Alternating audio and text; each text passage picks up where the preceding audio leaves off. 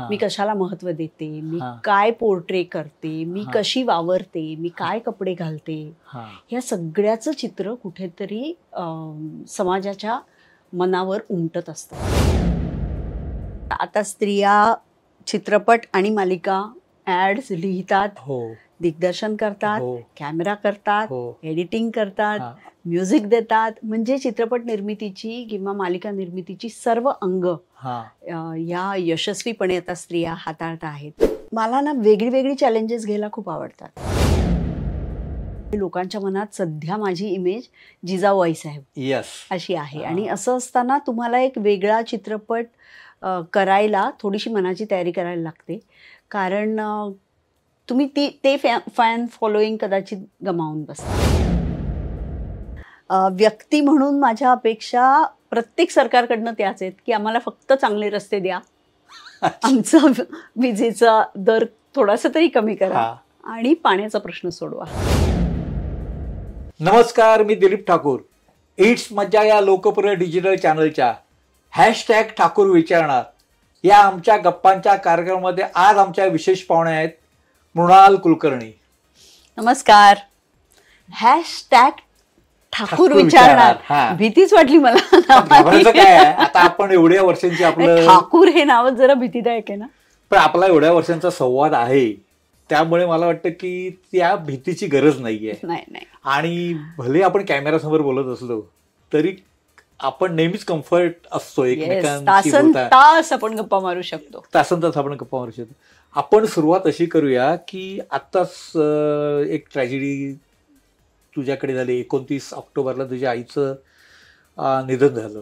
तत्पूर्वीचं तुझं आजारपण, मग त्याच्यातली तुझी एक प्रकारची ती मानसिक अवस्थाच असते. घरामध्ये माणूस आजारी असणं म्हणजे काय असतं ही ती व्यक्ती अनुभवते. आणि त्यानंतर मग ती दुर्दैवी घटना घडली आणि त्यानंतर पुन्हा कामाला लागायचंय काही दिवसानंतर. आता हे कामाला लागण्यानंतरचे आता जसं एक एक दिवस पुढे जातोय तसं कसं तू आता हळूहळू त्या गोष्टीचं विचार करतेस? दिलीपजी, खरं सांगू का की मी एका अशा घरात जन्मले आहे की माझ्या आईवडिलांचं असणं, माझ्या आजोबांचं असणं हे आमच्यासाठी फार महत्त्वाचं आहे. त्यांनी आम्हालाच नाही तर महाराष्ट्राला घडवलं असं म्हटलं तरी वावगं ठरणार नाही. आजोबा तर सिद्धहस्त लेखक होते.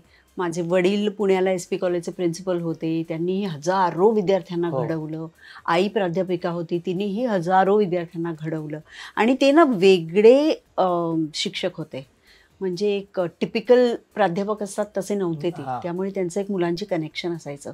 म्हणजे आम्हाला जसं घडवलं तसंच त्यांनी त्यांच्या विद्यार्थ्यांना घडवलं. अशा माणसांचा सहवास लाभावा असं प्रत्येकाला वाटतं. आम्हाला तर वाटणं अगदी स्वाभाविक आहे. पण हेही समजून घेतलं पाहिजे की या घटना प्रत्येक माणसाच्या आयुष्यामध्ये घडतात. आणि जेव्हा तो विशिष्ट माणूस हा त्या त्रासातून जात असतो, ते भोगत असतो, तेव्हा कधीतरी प्रत्येक माणसाला असं वाटतं की यांची सुटका झाली तर बरं. आईला इतके त्रास होत होते की त्याच्यातून खरंच ती असं रोज म्हणत होती की बास आता हे संपवा. आणि हे बघणं अतिशय अवघड होतं माझ्यासाठी. पण मला नेहमीच असं वाटतं की ज्यांच्यामुळे आपण आहोत, ज्यांच्यामुळे आपण असे आहोत, आपल्यावर जे काही संस्कार झाले ते त्या माणसामुळे झालेले आहेत. आणि असं माणूस जेव्हा त्याला आपली गरज आहे तेव्हा आपण 24 तास त्यांना दिले पाहिजेत. आणि मी माझ्या परीने प्रयत्न केला तिला संपूर्ण वेळ द्यायचा. म्हणजे मध्ये मी एका लेखात असं लिहिलं की आता मला तिची आई व्हायचं आहे. आईची आई होणं खूप अवघड असतं. आणि मी मनापासून प्रयत्न केला.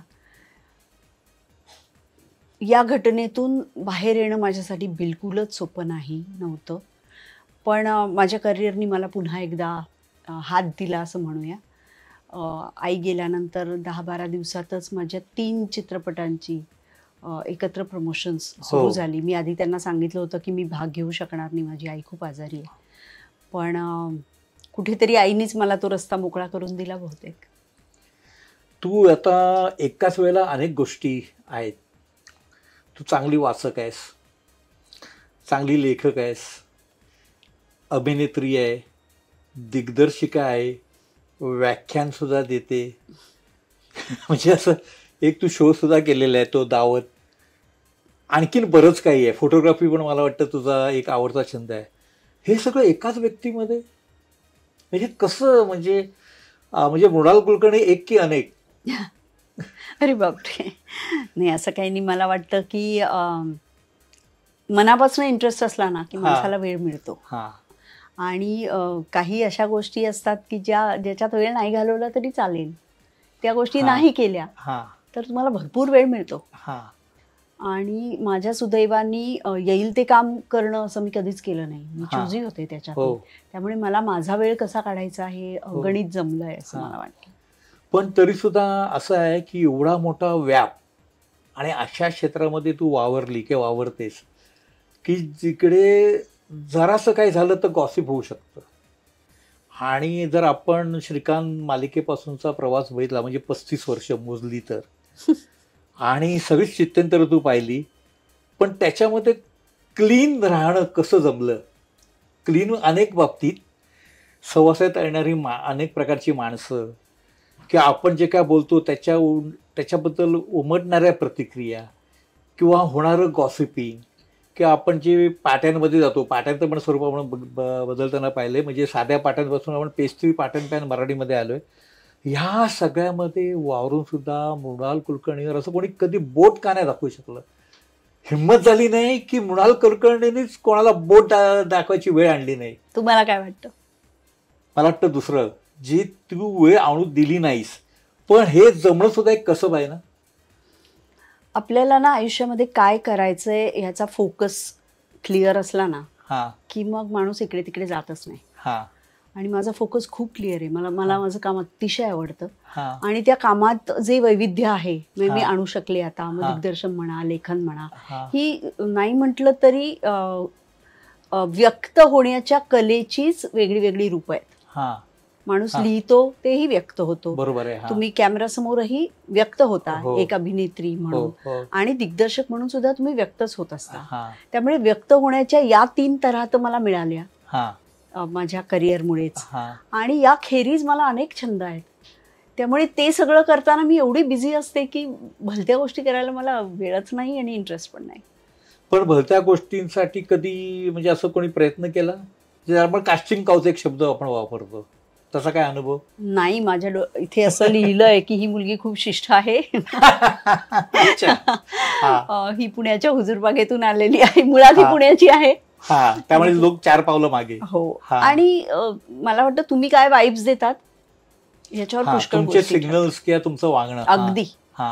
म्हणजे मला जर कोणी विचारलं की आमच्या मुलीला या क्षेत्रात यायचंय, येऊ दे का, तर मी सांगेन की तिचं जर इंग्लिशमध्ये म्हणतात ना की strong head on the shoulders असेल आणि तिचा फोकस नीट असेल तर बिंदास येऊ दे. म्हणजे तुम्हालाच जर डळमळीत असाल, तुम्ही काम मिळणार नाही, मग आता काय करायचं असं असेल तुमचं, किंवा हे करावंच लागतं असं कुठेतरी तुम्ही ऍक्सेप्टच करून आलात, तर मग दृश्य वेगळं असतं. म्हणजे तो जो गैरसमज आहे आणि तो गेल्या काही वर्षामध्ये खूप वाढला आहे सोशल मीडियाच्या काळामध्ये, की काहीतरी कॉम्प्रोमाइज पाहिजे, कोणाला तरी कंपनी दिली पाहिजे, कोणाला खुश ठेवलं पाहिजे तरच तुम्हाला कुठेतरी संधी मिळते. असं काहीही नसतं. म्हणजे मी माझ्या अनुभवावरनं सांगते, असं काहीही नसतं. मला असा कधीही अनुभव आलेला नाही. तुला अनुभव आलेला नाही, परंतु असा जो समज असणारा जो वर्ग आहे त्याला काय सांगशील तू? मी त्यांना हेच सांगेन की जी गोष्ट नाहीच करायची ती तुमच्या डोक्यात आधी क्लिअर पाहिजे, की मला भलत्या मार्गाला जायचंच नाहीये. काहीही करून मी मिळवीन अशीच जर तयारी असेल तर मग भलते मार्ग तुमच्या वाटेत येणार. पण असं पण आहे ना, काही करून तुम्हाला संधी मिळेल, पण कॅमेरासमोर उभं राहून बोलताना आलं तर तो एक वेगळाच मुद्दा आहे ना. म्हणजे आणि मग ती संधी पुन्हा नाही मिळणार आहे. मग तुम्हाला पुन्हा कॅमेरा समोर यायला मिळणार नाहीये. पण असं जेव्हा अशा प्रकारचा विषय येतो, कास्टिंग काउच विशेषतः, जो मधल्या काळामध्ये खूप त्याची कॉन्ट्रोवर्सी झाली, पण आता कमी पण झालं मी टू मुळे.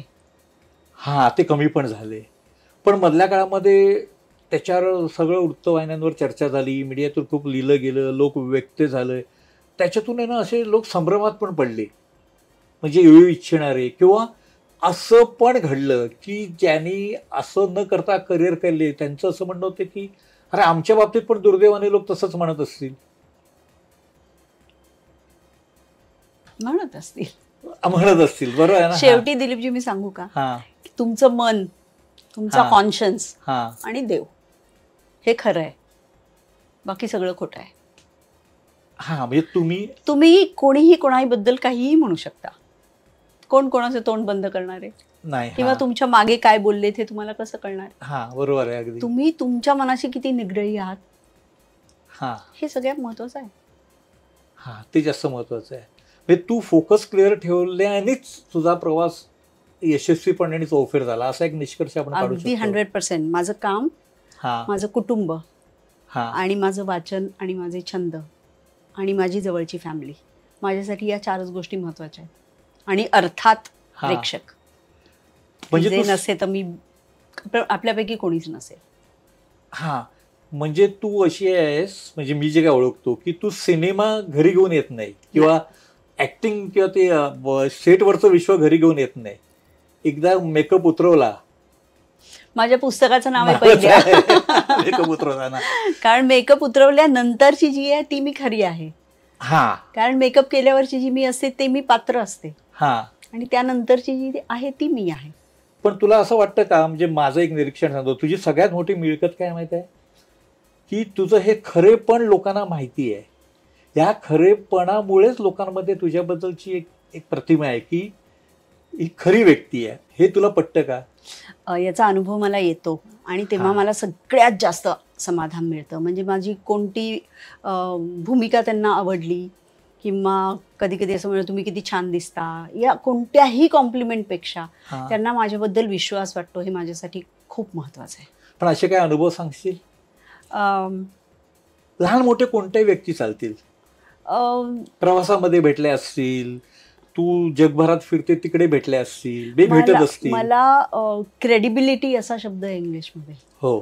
आणि ही आर्टिस्टची क्रेडिबिलिटी असणं फार आवश्यक आहे असं मला स्वतःला वाटतं. तुमची जी इमेज असते ती लोकांच्या मनात ती सकारात्मक इमेज असणं, की या व्यक्तींनी सांगितलं म्हणजे काहीतरी लक्ष देऊन ऐकलं पाहिजे, किंवा ही व्यक्ती बोलते म्हणजे हे खोटं नसणार, किंवा हिनी सांगितलं तर आपण थोडं जास्त लक्ष देऊन ऐकूया बरं काय म्हणते. ही इमेज जी निर्माण होत गेली ती मला वाटतं मी सपक भूमिका न केल्यामुळे किंवा माझ्या भूमिकांची निवड त्यांना आवडली असेल म्हणून, किंवा माझ्या बाबतीत नेहमी असं म्हणतात, तुम्ही पण म्हटलं असाल कधीतरी की ही फार चोखंदळ आहे. हो. मला ते कॉम्प्लिमेंट वाटतं की मला जे योग्य वाटतं ते काम मी करते आणि बाकीच्या कामाला मी नाही म्हणते, कारण मलाच नाही पटलं तर मी कसं चांगलं काम करणार. बरोबर आहे. हे लोकांना कुठेतरी कळतं. आणि मला फार गंमत वाटते या गोष्टीची की इन अ वे लोक तुम्हाला फॉलो करत असतात, म्हणजे माझं करिअर फॉलो करत असतात. माझंच असं नाही, प्रत्येकाचं करत असतात. आणि मग मी कोणत्या पद्धतीच्या भूमिका निवडते, मी कशाला महत्त्व देते, मी काय पोर्ट्रे करते, मी कशी वावरते, मी काय कपडे घालते, ह्या सगळ्याचं चित्र कुठेतरी समाजाच्या मनावर उमटत असतं. ह्याचा मला प्रत्यय आला आणि मला खूप छान वाटलं की हे कुठेतरी नोटीस होत आहे. म्हणजे हे मी नोटीस व्हावं म्हणून नव्हते करत, मी हे माझ्यासाठी करत होते. मी माझं काम करत राहिले, माझी जी काही मूल्य आहेत ती मी पाळत राहिले. मी एक माझी चौकट ठरवली होती. मी अनेक वेळा असं सांगते की मला माझं प्रत्येक काम, माझे आई वडील तर बघतीलच, पण माझे सासू सासरे, माझा नवरा आणि माझ्या मुलाबरोबर बसून बघता आलं पाहिजे. आणि आता सून की अरे बाबा हे मी काय केलं, प्लीज टीव्ही बंद करा किंवा ही फिल्म माझी बघू नका असं म्हणण्याची वेळ यायला नाही पाहिजे. हे माझं फार पूर्वीपासून क्लिअर होतं आणि हे मी बऱ्याच अंशी पाळलं. आणि मला ह्याचं माझ्याबद्दल जर मला काही थोडंसं कौतुक वाटत असेल तर ते या बाबतीत वाटतं की अनेक असे क्षण आले की ही फिल्म तुझ्याकडे आली होती आणि तू नाही केलीस, तर मी नाही केली. अशा घटना माझ्या बाबतीत खूप घडलेल्या आहेत. कारण मला ते ज्या घरातून, ज्या संस्कारातून मी आले त्यात ते डान्सिंग अराउंड द ट्रीज आणि काही मिनिंगफुल नसलेल्या भूमिका या मला पटल्याच नाहीत कधी. त्यामुळे मी ते केलंच नाही कधी. आणि त्याचा सुद्धा इम्पॅक्ट लोकांवर पडला. या प्रतिक्रिया मला मिळतात आणि त्याचा मला खूप आनंद होतो. अशा काही 2-3 प्रतिक्रिया हेच सांगतात लोक की म्हणजे असं लोकांचं खरं म्हणजे तू हिंदी फिल्म इंडस्ट्रीतली अमुक अमुक बनू शकली असतीस. करेक्ट. पण मी ते नाही. चला मी मला वाटतं आशिकच्या वेळेला विचारलेला हा मग हो. आणि मग तू ते का नाही केलंस. आणि मग मी असं सांगते त्यांना, तेव्हा त्यांना ते इतकं पटतं आणि ते म्हणतात की या अभिनेत्रींनी जे मिळवलं नाहीये ते तू मिळवलंयस. आम्हाला तुझ्याबद्दल आदर वाटतो, आम्हाला तुझा अभिमान वाटतो. म्हणजे तू ह्या सगळ्या अवतीभोवतीच्या वातावरणाचे सगळे बदल झाले, पण तू मात्र तुझ्या जागी ठाम आणि क्लीन राहिली. बरं, या काळामध्ये तुला सगळ्या गोष्टीमध्ये बदल काय दिसतोय? खूप बदललो आपण. म्हणजे तू जेव्हा आली तेव्हा आपण वेगळ्या भाषेत सांगायचं की टेस्ट क्रिकेटचा काळ होता. म्हणजे तो आजही आहे. आज आपण IPL येऊन पोचलो, 2025 येऊन पोचलो, वन डे क्रिकेट झालं, सगळ्या बाबतीत बदललो. म्हणजे आपण तू करिअर केली, म्हणजे मी अगदी सिंगल स्क्रीन थिएटर्स होती, दूरदर्शन होतं आणि व्हिडिओ आला होता. म्हणजे मी 82ला करिअर सुरू त्याच वर्षी व्हिडिओ आणि रंगीत टीव्ही आला. आणि तू करिअर केले तो स्थिरावला. नंतर सॅटेलाइट आला, मग पुढे आपण मोबाईल आला, चॅनल्स आली, सगळं बदललं. इथे पण बदल झाला की ह्या बदलांबद्दल काय सांगशील? बदल हा घडणारच. पण कारण असं म्हणतात ना की change is the only constant. त्यामुळे प्रत्येक पिढीनुसार बदल घडतो. आपलंच घ्या ना, साधारण आपण 15-16 वर्षाचे होतो तोपर्यंत नाही, किंवा त्याच्या आधी थोडं 10-12 वर्षाचे होतो तोपर्यंत टेलिव्हिजन पण नव्हता. फक्त रेडिओ असायचा घरी. माझं लहानपण रेडिओ बरोबर. माझ्याकडे तर माझा काळ असा होता की रेडिओ आणल्यानंतर चाळीमध्ये साखर वाटली जायची. माझ्या आईने वाटलेली आहे. आणि जर जितेंद्रची एक मुलाखत बघशील, कारण चित्र पण आमच्याकडे गिरगावात राहायचा, तर त्याने तर असं म्हटलं घरात फॅन आणला तर अख्खी चाळ बघायला आलेली. ही अशा काळात आपण वाढलो. करेक्ट. आणि आपली ही पिढी आहे, पुढची मागची पिढी आपल्या, की ज्यांनी हे एवढं ट्रान्झिशन पाहिलेलं आहे. लकी होता पण.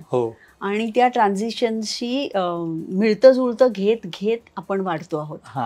त्यामुळे ट्रान्झिशन हे वाईट नसतंच कधी. आपण त्याच्याबरोबर ग्रो होतो की नाही हे महत्वाचं आहे. तसं मला आपल्या फील्डबद्दल बोलायचं झालं तर यश चोप्रा यांचं फार कौतुक वाटतं की त्यांनी बघा ना किती पिढ्यांचा विचार केला, प्रत्येक पिढीला हिट चित्रपट दिलाय. काय गंमत आहे त्या माणसाची. धुलका फूल धर्मपुत्र पासून जर सुरुवात केली त्यांची, तर केवढी मोठी इनिंग आहे. तर असं बदलत राहिलं पाहिजे असं मला वाटतं. किंवा बच्चन साहेब आहेत, प्रश्नच नाही. प्रत्येक पिढीबद्दल बरोबर ते आहेतच. त्यांच्या कोणती ना कोणती आठवण प्रत्येक पिढीला आहे. तू पण एक जाहिरात केली, त्याची आठवण? कोविड चा तो लॉकडाऊन पिरियड संपल्यानंतरचं माझं पहिलं काम होतं. अच्छा. आणि अर्थातच त्यांचंही पहिलं काम होतं. मला कोविड होऊन गेला, मी पण नानावटीला ॲडमिट होते, माझ्या आधी बच्चन साहेब होते. आणि मग एक दिवस ही ॲड शूट करायची वेळ आली आणि ते सगळं कोविडचं मी पाळून बिळून असं करत होतो, कारण ती लगेचच आलेली ॲड होती. आणि ते आले, मग ते दोरबीर लावले होते सगळे की ह्याच्या पलीकडे जायचं नाही, फक्त त्यांचा मेकअपमॅन जाणार, असं करणार तसं करणार. ते आले आणि म्हणे भाई तोड दो अभी सब, अब हो गया है, मैं एकदम फिट हूँ, अभी कोई प्रॉब्लेम नहीं है, चलो करते. असं म्हणून इतकी पटकन त्यांनी ती ऍड केली. आणि गंमत तुम्हाला सांगते, मी पुढच्या आठवड्यात त्यांच्याबरोबर आणखी एक ऍड करते. अरे वा, ही बातमीच आमच्यासाठी. पण अमिताभचा एकूण अपीअरन्स आणि अनुभव अमेझिंग. म्हणजे महानायक आहेत ते.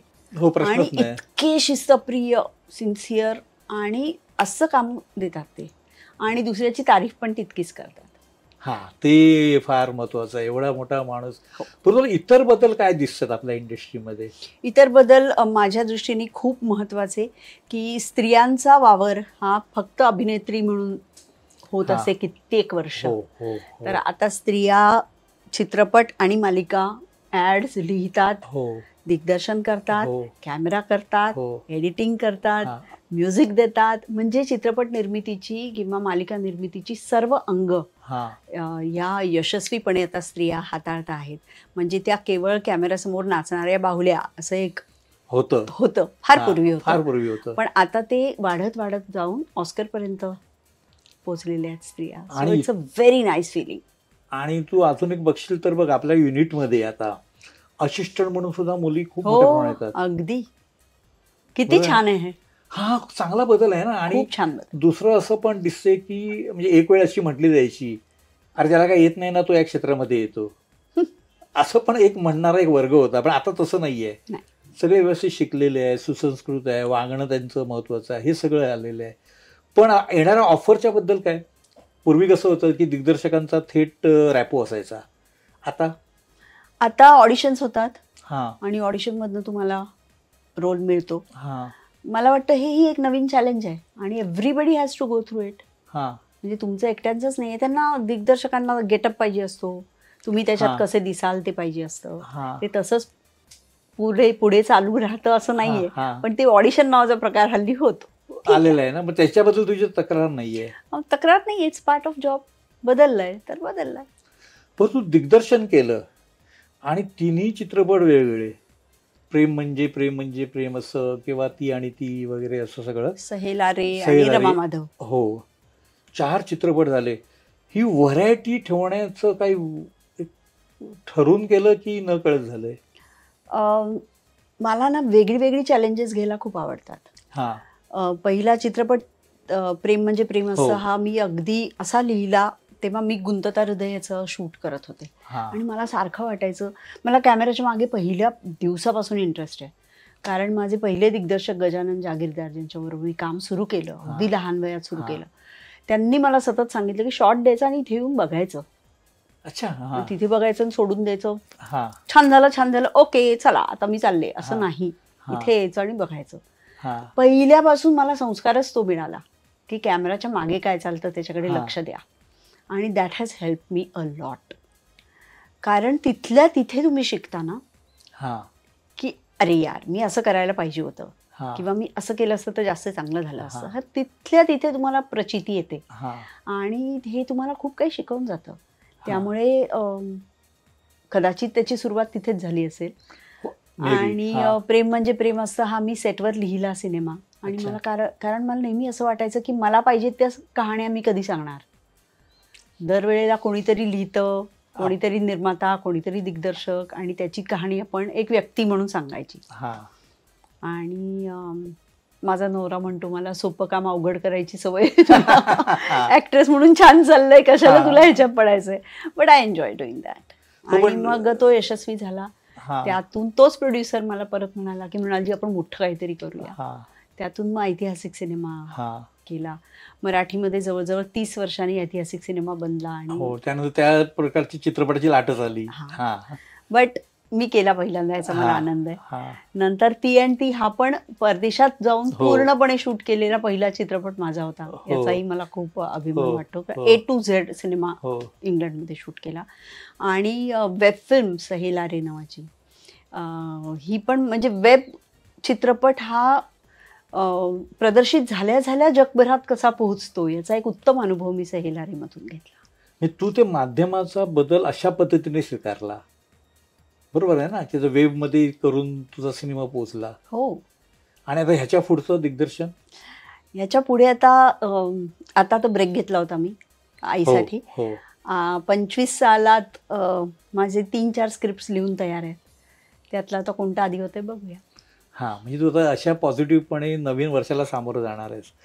बरं अजून एक सांग की आता हे तुझे 3 म्हणजे हे गुलाबी, पैठणी आणि ढाई आखर, तर हा अनुभव कसा आहे? म्हणजे ते लोकांसमोर आल्यानंतरचा. ढाईकरच्या प्रीमियरला तर आपण भेटलोच. हो. ढाई आखर ही एक अतिशय सुंदर अशा हिंदी कादंबरीवर आधारित चित्रपट आहे, ज्याला आपण फेस्टिवल फिल्म म्हणू शकतो. होतच नाही, इफीला होता गेल्या वर्षी 2023 आणि अनेक फेस्टिवल्समध्ये त्याला पारितोषिकं मिळालेली आहेत. गुलाबी हा out and out commercial Marathi cinema होता. आणि पैठणी हा नाव पैठणी असलं तरी तो एक हिंदी वेब शो आहे. त्यामुळे हे 3 नाही म्हटलं तरी व्हरायटी आहे ना, वेगळे वेगळे ते रोल्स पण वेगळे वेगळे आहेत एकदम. आणि विषयांची व्हरायटी आहे आणि प्लॅटफॉर्म्सची पण व्हरायटी आहे. कारण मराठीचा एक मराठी ऑडियन्स असतो, वेबचा एक वेगळाच ऑडियन्स असतो आणि फेस्टिवलचा एक वेगळा ऑडियन्स असतो. तर माझ्यासाठी मी तितक्याच तळमळीने अभिनय करते, त्यामुळे माझ्यासाठी सगळं सेम होतं. पण गंमत याची वाटते एका वेळी प्रदर्शित झाल्यावर किती वेगळ्या वेगळ्या प्रकारचे प्रेक्षक असतात. म्हणजे हिंदी वेब शो बघणारे प्रेक्षक त्यांना फार आनंद झाला की इतकं मारधाड चाललेली असते हल्ली. म्हणजे सगळी गुन्हेगारीशी संबंधित वेब शोज असताना हा एक वेगळाच रिलेशनशिप बेस्ड वेब शो आला, याचा त्यांना खूप आनंद झाला.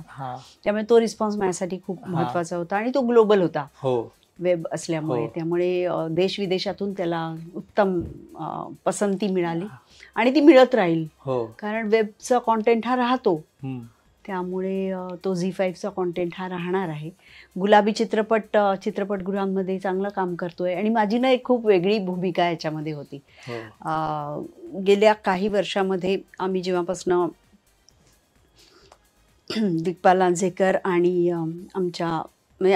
आमचा ग्रुप आहे, त्यांनी असं ठरवलं की शिवाजी महाराजांवरचे 8 चित्रपट आपण करायचे आणि त्यातले 5 चित्रपट ओळीने आले. त्यामुळे लोकांच्या मनात सध्या माझी इमेज जिजाऊ साहेब अशी आहे. आणि असं असताना तुम्हाला एक वेगळा चित्रपट करायला थोडीशी मनाची तयारी करायला लागते, कारण तुम्ही ते फॅन फॉलोईंग कदाचित गमावून बसता. पण माझ्या नशिबाने तसं झालं नाही, कारण माझं आजपर्यंतचं करिअर असं आहे की मी ऐतिहासिक व्यक्तिरेखा, सामाजिक व्यक्तिरेखा, सोनपरीसारखी फॅन्टसी असं सगळं करू शकले आहे. पौराणिक काही म्हणजे टिपिकल पौराणिक नाही. माझी एक फार सुंदर मालिका होती, याज्ञसेनी नावाची कादंबरी आहे, उडिया. त्याच्यावर आधारित द्रौपदीच्या आयुष्यावरची मालिका होती. सो इतकं असं वेगवेगळं काम मी केलेलं आहे की त्या टप्प्यामध्ये मी वेगवेगळ्या भूमिका करू शकले. आता मी सांगितलं तशी माझी ॲड येईल लवकरच.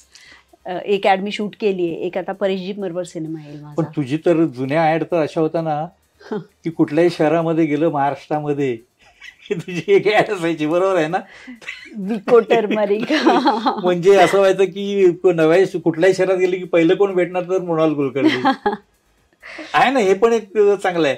बरं, दहाई आखरचा तुला मिळणारा रिस्पॉन्स जबरदस्त. हा दिल्ली आणि पंजाब या साईडला प्रचंड रिस्पॉन्स आहे या चित्रपटाला. अच्छा, व्हेरी गुड. आणि फेस्टिवल सर्किट्समध्ये तर फिरतेच आहे, पण जिथली ती कादंबरी आहे त्यांना ते कल्चर माहिती आहे, त्यांना ती भयंकर भेटते फिल्म.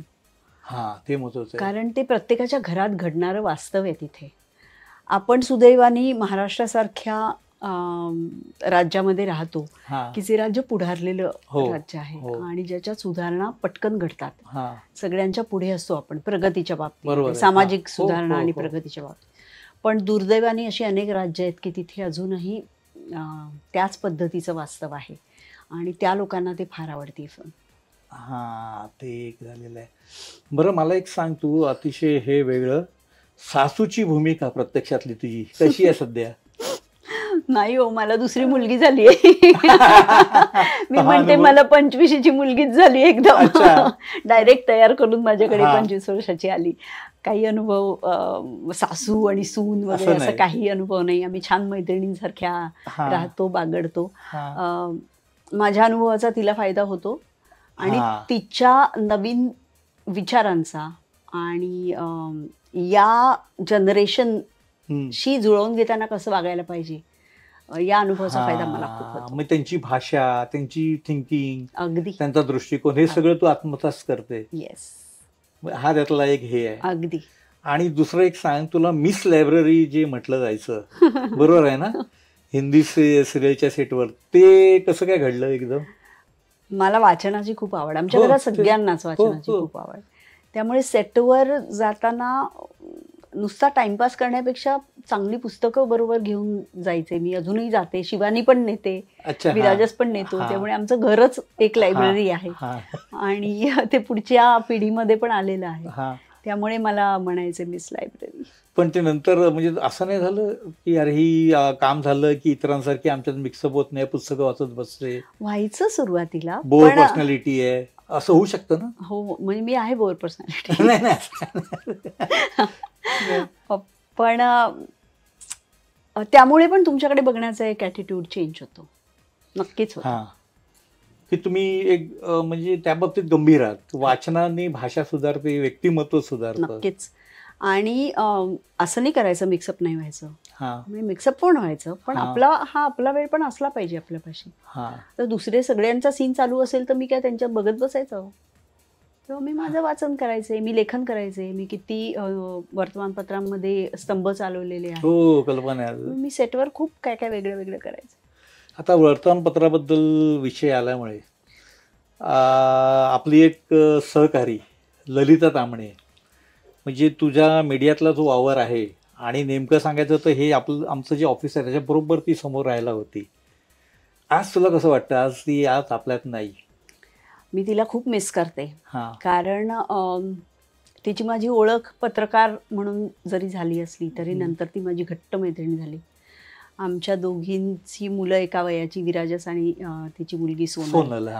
आणि काही वर्ष तर असं होतं की कोणताही प्रोजेक्ट आला की पहिला फोन तिला जायचा की ललिता असं झालंय, तुला काय वाटतंय.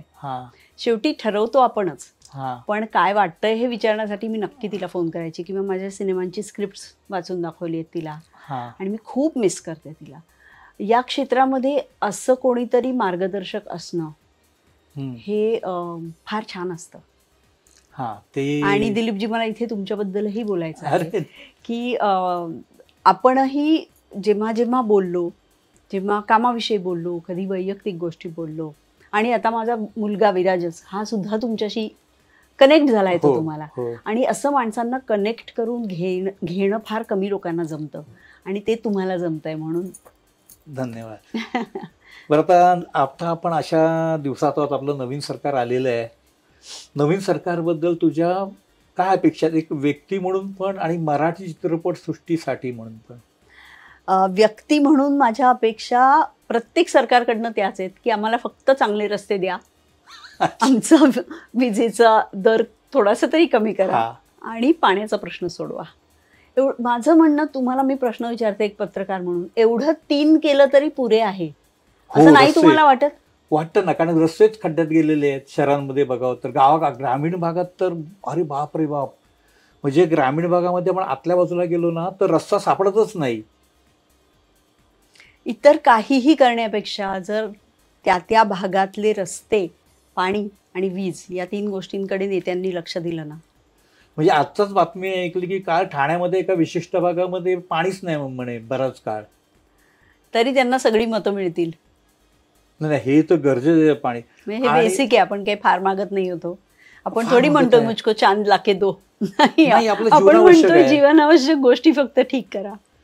आणि चित्रपट सृष्टीसाठी काय मागशील? म्हणजे आपण आता तू दोन्ही सांग, एकूण मनोरंजन उद्योगासाठी काय मागशील? मनोरंजन उद्योग हा भारतामध्ये इतका प्रबळ आहे, जगामध्ये आपली चित्रपटसृष्टी ही सगळ्यात. कारण आपल्याकडे एकाच वेळेला अनेक भाषेत चित्रपट बनतात, म्हणजे हिंदी आणि प्रादेशिक भाषा जर बघितलं 26-27 भाषांमध्ये बनतात. आणि म्हणजे मराठीतच एका वर्षात 100हून जास्ती बनतात, तर 26-27 भाषांमध्ये म्हणजे किती बनत असेल बघा. तर या सगळ्या चित्रपटांचे जे तंत्रज्ञ आहेत, त्या तंत्रज्ञांसाठी काहीतरी सरकारने करावं असं मला नक्की वाटतं. तंत्रज्ञ आणि कामगार मुख्य, तंत्रज्ञांपेक्षाही कामगार, यांच्यासाठी काहीतरी एक ठोस पाऊल सरकारने उचललं पाहिजे असं मला वाटतं. आणि दुसरं म्हणजे प्रादेशिक चित्रपटांसाठी, फक्त प्रादेशिक चित्रपटांसाठी प्रत्येक काय म्हणतो आपण, स्क्रीन वर एक शो तरी दिला पाहिजे. हे इतकं सोपं गणित आहे खरं म्हणजे, की मग आम्हाला भांडायला लागणार नाही, आम्हाला शो मिळत नाही म्हणायला लागणार नाही. तर प्रत्येक स्क्रीन मध्ये आम्हाला एक शो द्या, प्रत्येक मल्टिप्लेक्स मधल्या प्रत्येक याच्यामध्ये एक स्क्रीन आम्हाला द्या. करेक्ट. पण तुला असं नाही वाटत की आता आपल्याला मोबाईल स्क्रीनची पण गरज आहे? मोबाईल स्क्रीनची गरज, कारण ग्रामीण भागामध्ये तो सिनेमा न्यायचा असेल, ग्रामीण भागात मोबाईलवरच बघतात. नाही, मोबाईल स्क्रीन म्हणजे एक गाडी करायची, मोबाईल गाडी किंवा तंबू सिनेमा सारखं, ती गाडी गावामध्ये फिरत राहणार आणि आपला सिनेमा त्याबरोबर गावात जाणार. हे चांगलं आहे, पण दिलीपजी मला असं वाटतं की चित्रपट बघणाऱ्या समाजाची टेस्ट वाढायला त्याची मदत नाही होणार. अच्छा, असं पण असं मला वाटतं. कारण मग त्यांना जे आवडतात ते सिनेमे, फक्त केवळ मनोरंजन करणारे सिनेमे हे वाढतील, आणि एक ओव्हरऑल समाजाची टेस्ट वाढली पाहिजे या दृष्टीने जी चित्रपटसृष्टीची वाटचाल झाली पाहिजे तशी होणार नाही अशी एक भीती मला वाटते. जसं फेस्टिवल्स आहेत, इफी आहे, पिफ आहे, मामी आहे, किती लोक या चित्रपटांना जातात. आपण म्हणतो खूप गर्दी असते, एंट्रीला तिथे लाईन लावायला लागते, पण म्हणजे किती, स्क्रीन 700-750 एवढाच असतो ना, म्हणजे तेवढेच लोक बघतात. आणि आपण इथे बोलतो आहोत ते लाखोंच्या संख्येमध्ये बोलतोय, करोडोंच्या संख्येमध्ये बोलतोय. जसं आता 3 इडियट हा सिनेमा हा दाखवा ना तंबूमध्ये, पण लोक तो नाही बघणार आहेत. लोक असे फिरते चित्रपटगृह जर केली तर कोणते सिनेमे बघणार आहेत, त्यांचं बजेट काय असणार आहे, मग कॉन्टेंट कसा असेल, हे सगळं थोडं याची काळजी करण्याची गरज आहे. कारण समाज स्वास्थ्य जे असतं ना ते बऱ्याच अंशी मनोरंजन क्षेत्र घडवत असतं. बरोबर आहे. आणि चित्रपट तर नक्कीच लोक फॉलो करतात ना. त्यामुळे त्यांनी योग्य ती गोष्ट फॉलो करावी, ही सुद्धा आपली जबाबदारी आहे या क्षेत्राचे प्रतिनिधी म्हणून. आता काय माहिती आहे, माझ्याकडे फोटोचं फार कलेक्शन आहे, तुलाही माहिती आहे. हो, पण मी नेमके 3 फोटो आणलेत, मी 2 बुकलेट आणली. बापरे. त्या फोटोंच्या आठवणी, हा फोटो कधीच आहे, काय त्याची त्या मागची आठवण. अरे बापरे. हा फोटो मला वाटतं अवंतिकातला आहे, किंवा अस्तित्व नावाची माझी हिंदी सिरियल होती अजय सिन्हांची, त्यातला आहे. हे दोन्ही एकाच वेळी चालू होतं, त्याच्यामुळे मला नेमकं आठवत नाही हे कशातलं आहे. नाही, काय हरकत नाही. पण त्या 2 सिरियलची काय आठवणी? अवंतिका ही माझ्यासाठी एक काय म्हणूया, एक महत्वाचा गेम चेंजर असं म्हणू शकतो आपण. गेम चेंजर, कारण त्यामुळे तू घराघरामध्ये आणि असं. हो, नक्कीच. आणि ती झी TV साठी चॅनल ड्रायव्हर अशी मालिका ठरली. माझा गमतीचा किस्सा आहे त्याच्या बाबतीत की मी पुष्कळ हिंदी मालिका करत होते. म्हणजे जवळजवळ स्वामीच्या नंतर मी श्रीकांत नावाची माझी हिंदी मालिका केली, आणि त्यानंतर माझं लग्न झालं, मला विराजच झाला, आणि मग 1-2 वर्ष मी MPhil करत होते. आणि त्यानंतर ग्रेट मराठा या मालिकेतून माझी पुनरागमन झालं. आणि त्यानंतर माझ्या हिंदी मालिका अशा धडा सुरू झाल्या की एक वेळ अशी होती दिलीपजी की एका वेळेला सोमवार ते शनिवार सगळ्या 9 वाजताच्या मालिका माझ्या असेल, कारण वीकली होत्या, वेगवेगळे गेटअप आणि वेगवेगळे रोल्स अर्थातच. त्यामुळे तशी मला डेलीची सवय फार पूर्वीपासून लागली असं म्हणूया. आणि तेव्हा अवंतिकाची माझ्याकडे ऑफर घेऊन स्मिताताई तळवलकर, संजय सूरकर आणि झी TVचे नितीन वैद्य, हे या तिघांनी महाराष्ट्र टाइम्सच्या एका पार्टीमध्ये त्यांनी मला असं एका कोपऱ्यात नेऊन सांगितलं की खूप भारी विषय आहे आणि तू कर. तर मी म्हटलं की नाही, मला नाही जमणार. मला वाटतं की जोडीदारसाठी मला तेव्हा डबल रोल होता, जोडीदार नावाचा चित्रपट, त्यात मला अवॉर्ड मिळालं होतं बेस्ट ॲक्ट्रेसचं, मटा सन्मान. आणि तेव्हा ते म्हणाले की तू काय मराठीत काम करत नाही, आणि खरंच तसं झालं होतं की स्वामीनंतर मी मराठीत कामच नाही केलं एक 7-8-10 वर्ष. आणि मग ते म्हणाले की अशी गोष्ट आहे. तर मी म्हटलं खूप छान आहे गोष्ट, पण विराजच लहान आहे एकतर, आणि मला पुण्याला मी 8 दिवस ठेवलेले, त्या 8 दिवसात मला काही काम घ्यायचं नाही, उरलेले 22 दिवस माझे पॅक आहेत, तर मग मी आता कसं काय करणार ना. तर स्मिताताई म्हणाली आणि मग 2-2च दिवसात तिचा फोन आला, आपण सगळं शूटिंग पुण्याला करूया. म्हटलं अहो पण मी सुट्टी म्हणून पुण्यात राहते, कारण त्याला वेळ पाहिजे की नाही द्यायला. बरं, त्याची शाळा कधी असते? तर म्हटलं की शाळा असते 9 ते 5. तर त्या म्हणाल्या ठीक आहे ना, मग तू 1 तास आधी निघ, फक्त 8 वाजता तू ये आणि मी 5 वाजता तुला सोडते.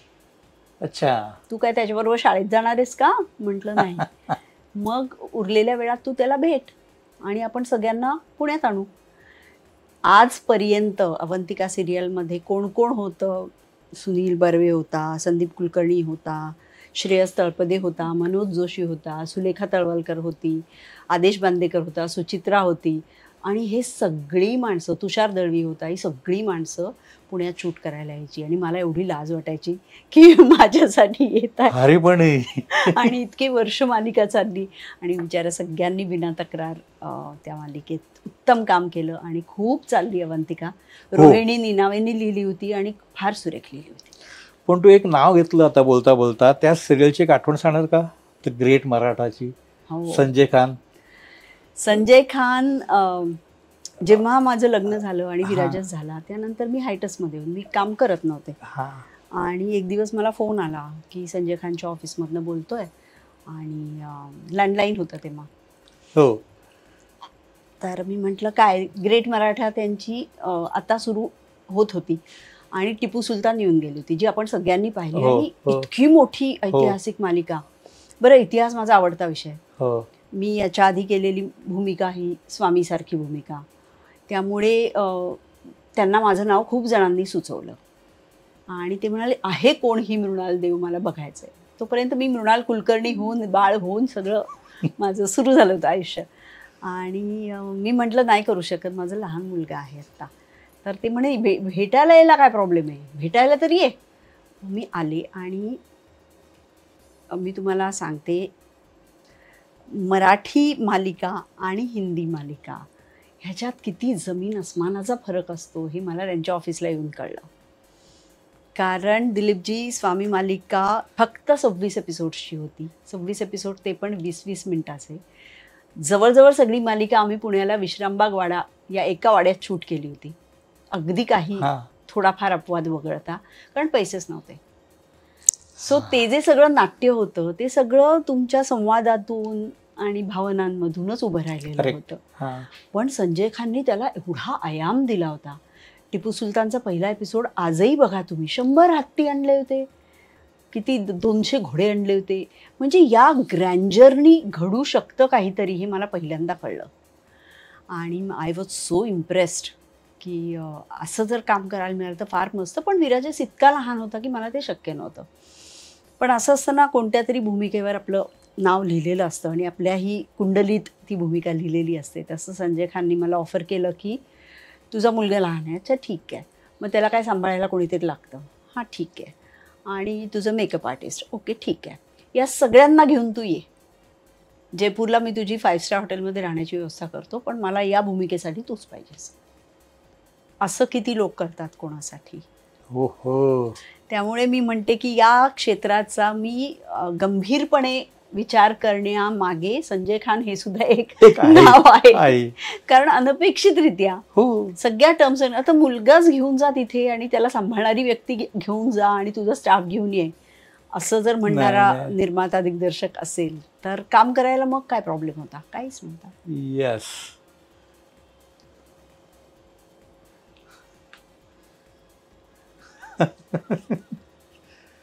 आठव सांग.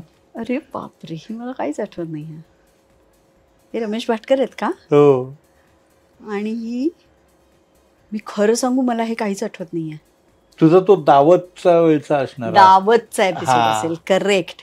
दावत हा कांचन अधिकारीचा शो होता आणि त्याच्यामध्ये रेस्टॉरंट बेस्ड इंटरव्ह्यूज असायचे. येस, जे आता पीक आले पण तू त्यावेळेला केलं होतं. हो, खरंच हा दावत आहे. हा. आणि आम्ही एका रेस्टॉरंटमध्ये जेवायला जायचो आणि गप्पा मात्र जेवणाच्या आणि करिअरच्या करायचो. अच्छा. हा, असा एक कार्यक्रम होता तो. बरोबर, हा दावत आहे. मी म्हटलं मी यांच्यावर या जोडीबरोबर मी कधीच नाही काम केलं. सिनेमा नाही केला पण हे केलं. करेक्ट. किती छान. माझ्याकडे पण नाहीये. नाही, असे माझ्याकडे बऱ्याच जणांची फोटो आहेत जिथे एन्सायक्लोपीडिया असं मी कायम म्हणते. तुमच्याकडे त्या कार्यक्रमाचा अनुभव, आणखीन काय आठवणी? दावत या कार्यक्रमाचा फार छान गमतीशीर अनुभव आहे. मराठी कार्यक्रम होता त्यामुळे एका दिवसामध्ये 5 एपिसोड्स करायचो आम्ही आणि 5 एपिसोड्स रेस्टॉरंटमध्ये करायचे. त्याचं स्क्रिप्टिंग मीच करायची. आणि रेस्टॉरंट सेम असायचं का? नाही, 2 रेस्टॉरंट्समध्ये मिळून 5 किंवा 3 रेस्टॉरंट्समध्ये मिळून 5. आणि अनेकदा मी शूटिंग संपलं की घरी जाताना फोन करायची की जेवायला स्वयंपाक बनवा. आणि माझा नवरा मला म्हणायचा अगं तू दावतचं शूटिंगला गेली होतीस ना आज. कारण काय असायचं ना की ते लोक खायचे आणि मला पुढचे प्रश्न विचारायचे, त्यांना बोलतं करायचं, त्यांच्याकडनं गोष्टी काढून घ्यायच्या, हे सगळं करण्याच्या नादात मी दिवसभर जेवलेलीच नसायची. त्यामुळे दावतचं शूटिंग हे माझ्यासाठी फार गमतीचं असायचं की घरी जाऊन आधी जेवण द्या. चांगलं वेगळंच काहीतरी. पण या निमित्ताने मला खूप म्हणजे इंडस्ट्रियलिस्ट पासून ॲक्टर्सपर्यंत आणि सामाजिक कार्यकर्त्यांपासून लेखकांपर्यंत अनेक लोकांना ह्याच्यात सामील करून घेता आलं. सर्वसमावेशक असा होता ना तो शो. नुसती आपली सिनेमावाले ऍक्टर्स नव्हते. हा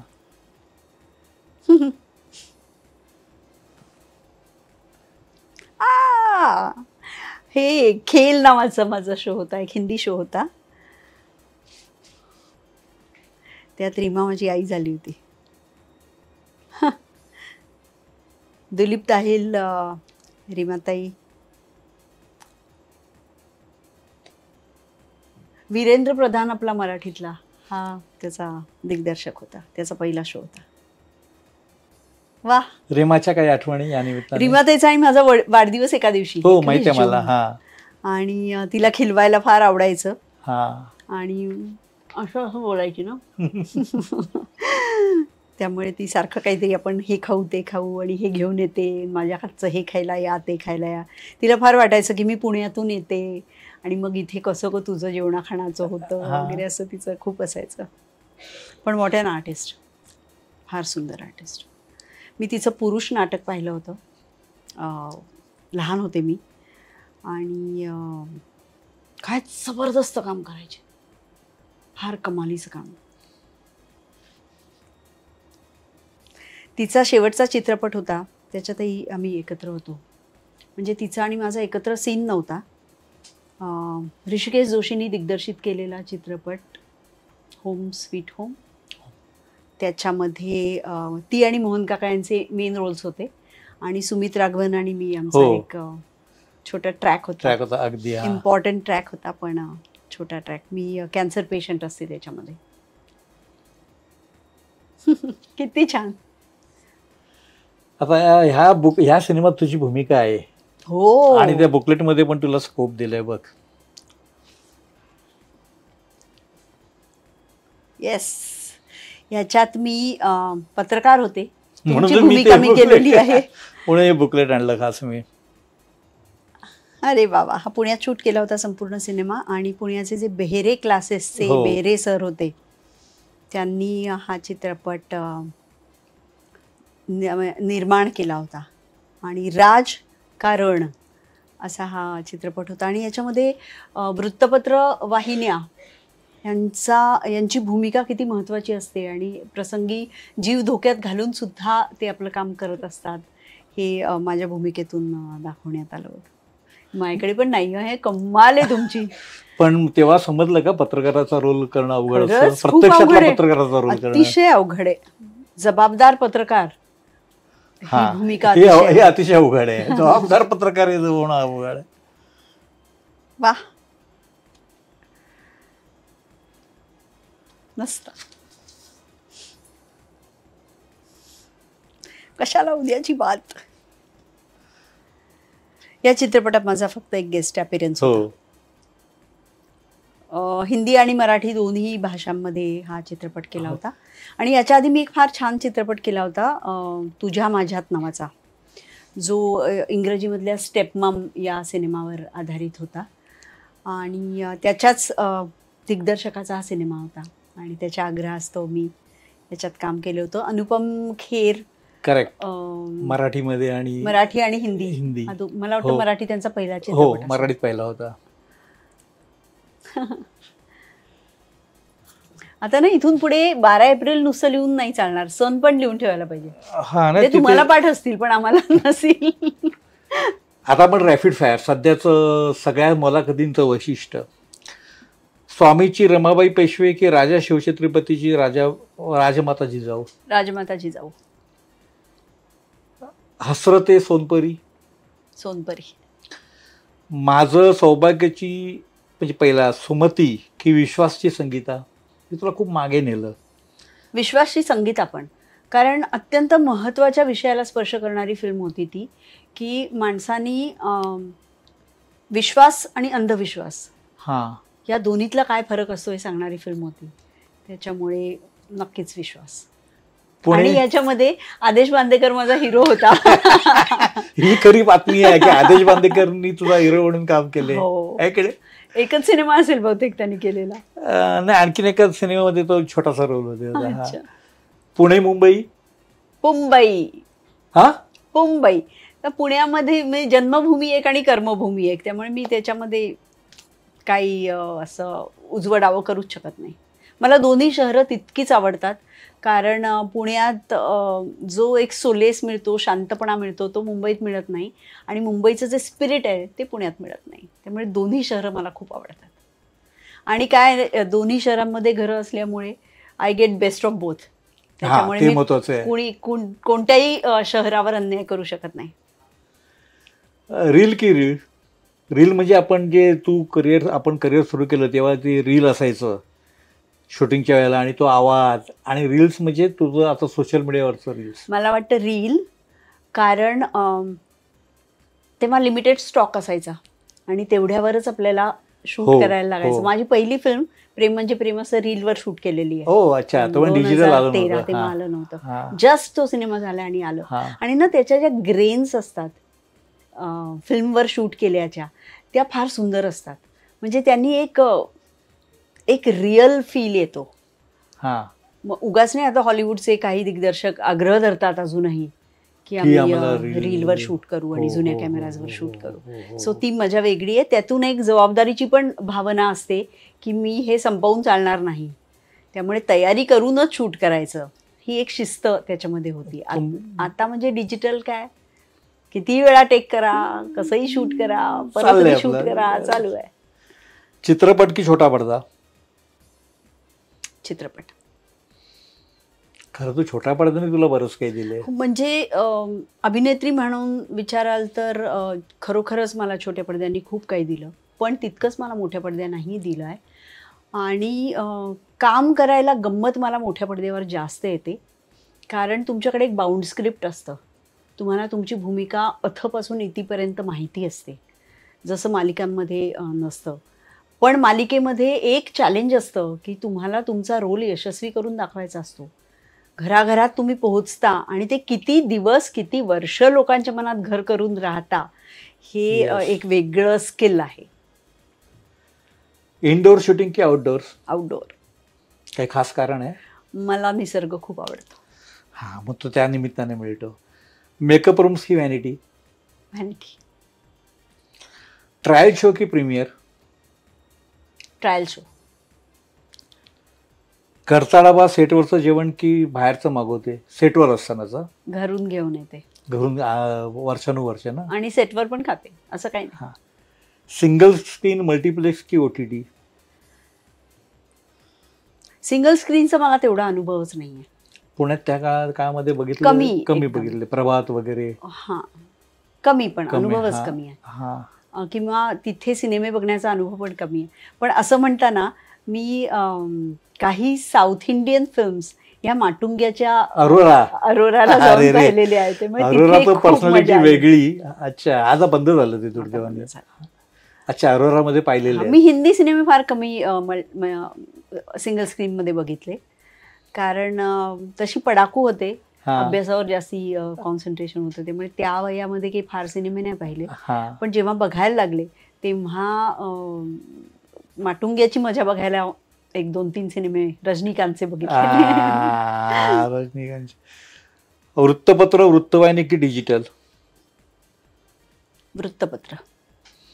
काही खास? मला अजूनही वृत्तपत्र हे सिरियस मीडियम वाटतं, कारण अजूनही विचार करून चांगले लेखक त्याच्यात लिहितात आणि ते राहतं असं मला वाटतं. रोज सकाळी पेपर वाचणं ही एक वेगळी गंमत आहे, त्यामुळे वृत्तपत्र मला अजूनही आवडतं. तर अशी ही मृणाल कुलकर्णी बोलता बोलता बोलता तो अनेक विषयांना स्पर्श केला. कदाचित तुलाही कल्पना आली असेल की तू कित्येक गोष्टी सांगितल्या असतील. आज तू आमच्या इट्स मज्जाच्या ऑफिसमध्ये आली आणि आवर्जून वेळ दिलास आणि या मनसोक्त गप्पा केला त्याबद्दल खूप खूप धन्यवाद. # ठाकूर विचारणार यामध्ये पुढची सेलिब्रिटी कोण असणार याबद्दल तुम्हाला नक्कीच उत्सुकता असेल. धन्यवाद. मराठी चित्रपटसृष्टीमधील latest update, original web series, shows, गाणी आणि एंटरटेनमेंटसाठी आमच्या चॅनलला सबस्क्राईब करा आणि बेल आयकन दाबायला विसरू नका.